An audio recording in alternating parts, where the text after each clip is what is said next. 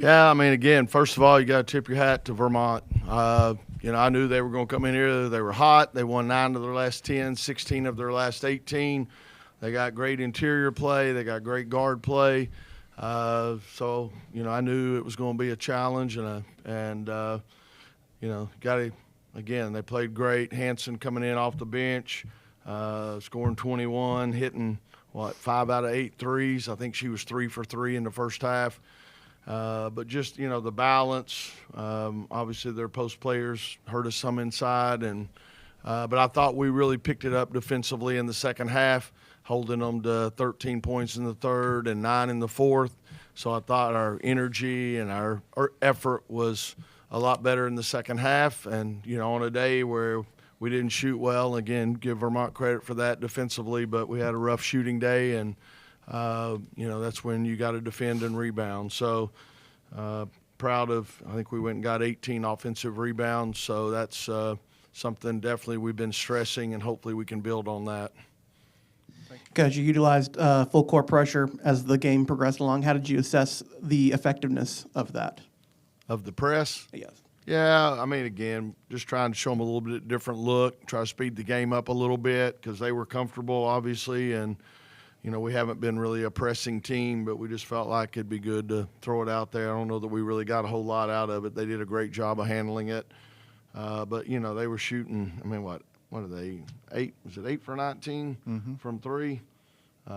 So, again, try to do something to change kind of their being so comfortable and knocking down shots. Brian? Coach, I want to ask you Hold it in the middle.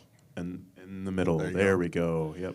Yep. Circling back to those freshmen, first of all, talking about Devin, one of those 5 players with multiple offensive boards, making some plays in the second half. How important was she in coming up, stepping big when her name was called? Yeah, I just really after the ACC tournament, just trying to evaluate where we were, and I just felt like she probably deserved to get some minutes, and so we had planned on getting her in there some. And then, just presented the opportunity. She does a great job, as we mentioned, getting to the offensive boards. She's got the length to defend. She can really shoot the ball. So she can give us a spark off the bench. And, we got so many veteran guards, it's hard sometimes to pull them off the court. But, we got to do that, especially if we need to send a message. If somebody's not going to the board, somebody's not doing what they're supposed to do defensively. Like I said, just feel like we need to have a little bit of accountability, and Devin's done a good job when we called on her. And then talking about the offense in the glass, whether it's Devin or Lorena came up big with some second chance points. When Vermont's making all those threes, how big is it to be able to come up with those second chance points and knock them up empty possessions? There's no doubt. We were 4 for 20 from 3 today and struggled. Struggled to shoot from the field even some, but when you can get those extra possessions, and that's something after the ACC tournament, we came back and said, we're going to commit a little bit more to offensive boards. You got to decide how many you want to send. It's going to affect your transition D, obviously, if you got people going crashing. But we just felt like we needed a spark there. And a day like today, when you're really struggling shooting the ball, that can make all the difference in the world. So, I got to say, Madison Hayes also had 12 boards, her and Sanaya. So both of them together, 2 veterans, did a great job of going and getting us extra possessions. One more, Brian?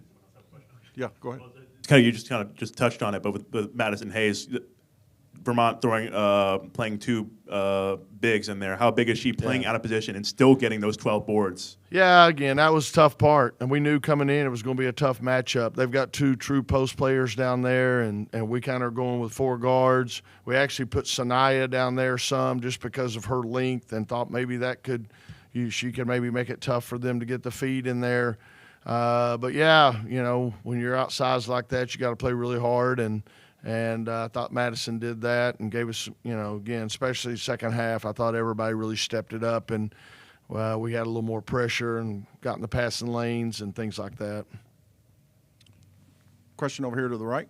Peter? Peter Katrumpis, Triangle Sports Network. Wes, I think you called it yesterday talking about the early scout player coming off the bench on their side. 40% shooter. Hansen today coming off the bench for UVM, 21 points. Yeah. I think that's a season high. She created problems for you guys. Oh, yeah. How tough was that to help your players understand what they need to do? And bottom line is execution, but it looked like it was quite the challenge today. Yeah.